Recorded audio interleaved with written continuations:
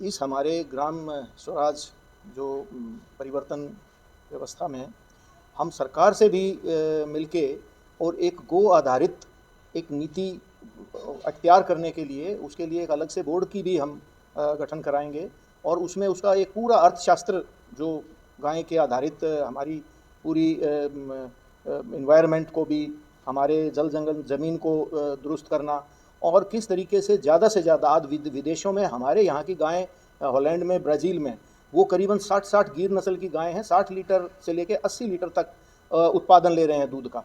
और हम अपनी गायों को जो हमारी देसी अपनी नस्ल है गाय की उसको हम जर्सी होलिस्टन से बर्बाद किए जा रहे हैं।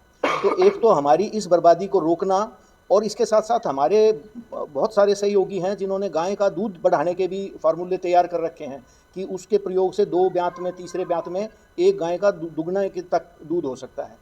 तो ये सारे प्रयोग हम इस मिशन के ज़रिए से गांव-गांव में लागू करेंगे और हमारे आज बहुत सारे पढ़े लिखे बच्चे हैं जो वापस खेती किसानी में अच्छा काम कर रहे हैं, डिस्ट्रीब्यूशन सिस्टम अपना रहे हैं, रिसोर्स कर रहे हैं।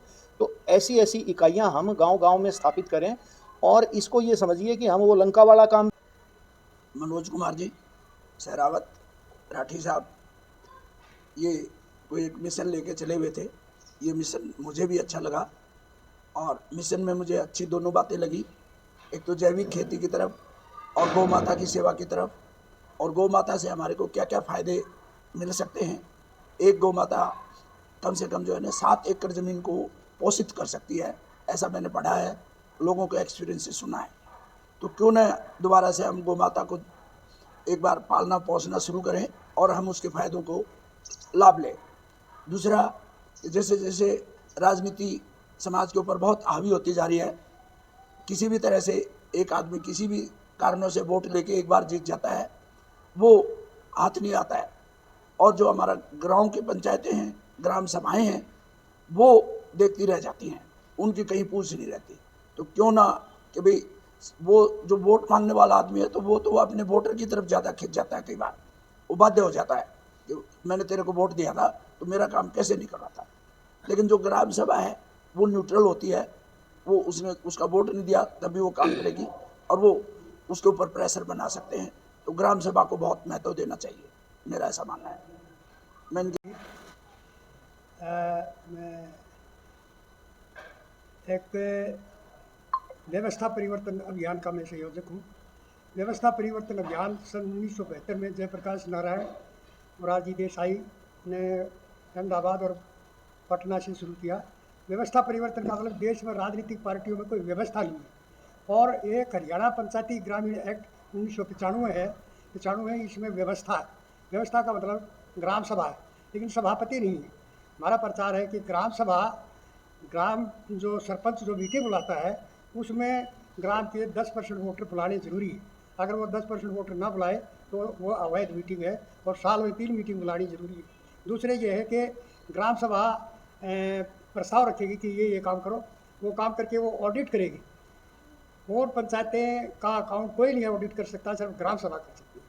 तो हमारी कोशिश है कि ग्राम सभाओं के द्वारा देश में प्रजातंत्र प्रणाली चले और प्राकृतिक खेती हो। किसान का जो टोटा है वो कैसे कम हो, उसमें प्राकृतिक खेती के साथ साथ ये भी अटैच है। तो हमारी कोशिश ये है कि देश में प्रजातंत्र प्रणाली सुधरे और किसान का टोटा प्राकृतिक खेती से कम हो सकता है या कोई दूसरा तरीका किसान हम बैठ के सोचेंगे और कैसे हो, यही हमारा कहना है। ग्राम स्वराज की तरफ से वोट की राजनीति को पूरी तरह से, और ऑलरेडी हमारे करीबन 284-85 गाँवों में तो सरपंच इस तरीके से बनाने शुरू कर दिए हैं पूरे हरियाणा में। जहाँ हमारे अभियान भिवानी तो शाम, दूसरे कैथल साइड में इस तरफ में काफ़ी समय से चल रहे हैं। तो आज 2 चीज़ों की बड़ी सख्त आवश्यकता है और उसी पे हमारा एक प्रजातंत्र का आगे बुनियाद रखी जानी है कि हमारे राज्यसभाएं और हमारी लोकसभाओं में किस तरीके के प्रत्याशी हमारी जड़ों से निकल के जाएं और जो हमारा जो मूल किसान, जिसको हमारे वेदों में स्वामी दयानंद ने कहा है कि राजाओं का राजा किसान का मेरा वर्ग, उसको दोबारा से शक्तिशाली बनाना और स्वावलंबी बनाना। उसमें हमारा जैसे 3 मुख्य हमारे होते हैं, एक गोपालक हैं, दूसरे हमारे खेती बाड़ी करने वाले हैं और तीसरे हाथ कामगार हैं। तो तीनों को, जिसके पास खेती है वो खेती, उसके ऊपर आधारित उद्योग, जिनके पास ज़मीन नहीं है वो खाद बना सकते हैं, बीज बना सकते हैं, अलग अलग किस्म के कीटनाशक बना सकते हैं। और सामूहिक तौर पे गांव का जो हमारा पहले गांव राम कहते थे, 36 जगह पे हमारे कारोबार बटे हुए थे और एक दूसरे पे अन्न मुद्रा चलती थी, हमारी वस्तु मुद्रा चलती थी। और जो हमारी आज कॉरपोरेट और बैंकिंग प्रणाली ने जिस तरीके से अनाज के दामों को तो काबू करके रखा है, और जो किसान इस्तेमाल कर रहा है वो उसके दाम कंपैरेटिवली बढ़ते चले जा रहे हैं, और कुल मिला के हमारा किसान दिन पे दिन घाटे में जाता जा रहा है और खेती से दूर हटता जा रहा है। तो अगर हमें देश का, दुनिया का पर्यावरण बचाना है, हमारी स्वास्थ्य को बचाना है, मैं तो एक नारा देता हूँ कि समृद्ध किसान खुशहाल जहान। तो ये नारा हम लेके चले हैं, और इसको हम दोबारा से हमारे पंचायती राज, जो हमारा मूल मंत्र था, हमारी स्वतंत्रता का भी देश गुलाम रहा, चाहे वो मुग़ल शासक थे, चाहे हमारे अंग्रेज़, गुलामी तो अंग्रेज़ों से ही शुरू हुई थी, बाकी जितने भी हमारा शासक वर्ग था, किसान फिर भी उस समय भी आज़ाद था। हमारे आपस में गांव एक दूसरे पे हम लोग निर्भर करते थे, और हमारे बाहरी हमारे बीच में बहुत कम उनका हस्तक्षेप थे। तो आज इस आश्रम से, इस ज़मीन से हम इस महम चौबीसी के चबूतरे पे 7 नवंबर को इसके बारे में हमने, और जो लोग प्रैक्टिकली प्रयोग कर रहे हैं, काम कर रहे हैं, उनके विचार, और हमारे यहाँ के चौबीसी के जो भी मुख्य सरपंच हैं, हमारे खाप पंचायतों के प्रतिनिधि हैं, उनसे भी इस बारे में हम विचार विमर्श करेंगे। हमारे किसान आंदोलन के, हम 13 महीने का किसान आंदोलन भी हमने अपने अधिकारों के लिए लिया है। तो आगे हम इस अभियान के ज़रिए, हमें बार बार सरकारों के सामने खड़ा ना होना पड़े, एक ऐसा माहौल तैयार करें कि हम ज़मीन से बदलाव की बहर शुरू करें, और वो जाके एक हमारे किसान को स्वावलंबी और स्वतंत्र एक जीवन जीने के लिए मजबूत करें। मेरा मनोज शहरावत, ग्राम स्वराज किसान मोर्चा की तरफ से बतौर संयोजक आज इस शिवानंद गिरी महाराज जी के आश्रम में, उनके आशीर्वाद तले, हम इस ग्राम स्वराज्य अभियान का, डॉक्टर कृष्ण लांबा हमारे साथ हैं।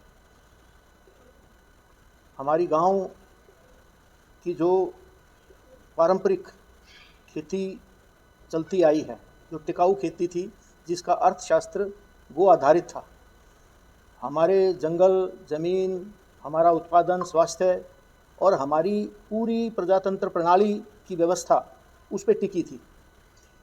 आज जिस तरीके से कॉरपोरेट का, कंपनियों का पूरा हमारे ग्राम समाज पे, खेती से लेके और पूरे जनजीवन में समावेश हो चुका है, और जिसकी वजह से आज किसान धीरे धीरे हाशिए पर आता जा रहा है, क्योंकि जो गो आधारित खेती थी वो टिकाऊ परंपरागत खेती थी, जिसमें हमारी लागत ना के बराबर थी और हमारा उत्पादन बेहतर था। मगर आज रासायनिक उत्पादों के चलते, रासायनिक मार के चलते, हमारा किसान दिन पे दिन उत्पादन तो ले रहा है, लेकिन ना उसके दाम ले पा रहा है, ना हमारी विश्व के बाज़ार में हमारे उत्पादन की कम्पीट करने की आज के दिन स्थिति है।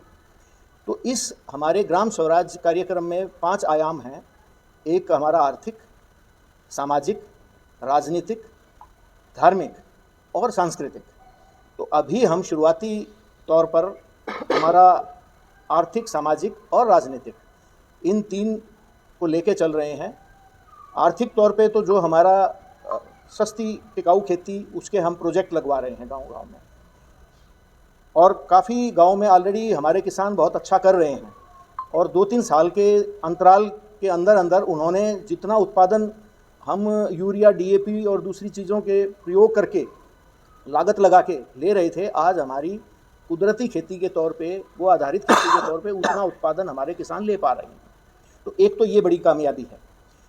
दूसरा जो इसका हमारा उद्देश्य है कि जो हमारी वोट तंत्र की राजनीति गांव-गांव में जिस तरीके से हमारी एक आपसी भाईचारे की, हमारी गांव का जो सौहार्द था, जिसको गाम राम बोलते थे, वो बिगड़ गया है। तो हम 3 जो हमारी संविधान की इकाई हैं, एक लोकसभा, एक राज्यसभा और तीसरी ग्राम सभा, और तीनों की संवैधानिक शक्तियां हैं। संविधान के अनुसार लोकसभा की शक्तियाँ निर्धारित हैं, राज्यसभा की, ऐसे ही हमारी ग्राम सभा की है। तो जिसका हम आज के दिन उपयोग नहीं कर पा रहे हैं, किसान उससे अवगत नहीं हैं, तो जो हमारी ग्राम सभा की संवैधानिक शक्तियाँ हैं, उनको, लोगों को उसके बारे में जागृत करना, उसको कायम करना, और उसके ज़रिए से हमारी पंचायतों में जो भी कार्य हैं वो हमारे ग्राम सभाओं के निर्देशन में हों, और बिना वोट की राजनीति के हमारे गाँव के कार्यकारिणी गठित हों।